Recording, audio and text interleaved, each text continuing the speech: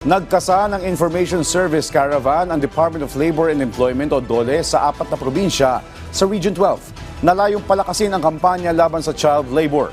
Yan ang balitang pambansa ni Sofia Turnos ng PIA SOCSargen. Nagsagawa kamakailan ng Department of Labor and Employment to DOLE Region 12 ng Information Service Caravan at Project Angel 3 para sa 190 profiled child laborers at kanilang mga magulang o guardians sa buong rehiyon. Magkasabay ginanap sa 4 na probinsya sa Rehiyon 12 ang nasabing caravan at proyekto na naglalayong maaksyonan at palakasin ang kampanya laban sa child labor.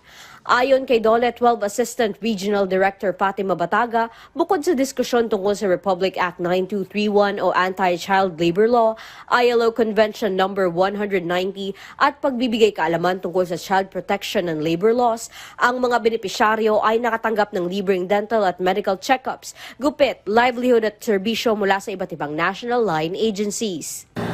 As much as possible, wala sana tayong mga child laborers.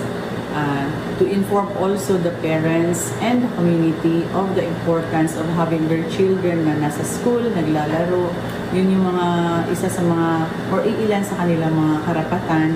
And ma-inform din sila kung ano yung mga hazardous work na hindi dapat ma-assign, maibigay sa mga kabataan.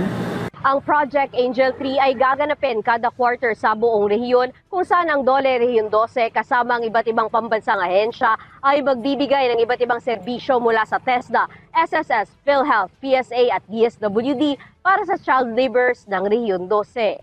Mula sa Philippine Information Agency SOCSargen, Sofia Zabate Turnos, Balitang Pambansa.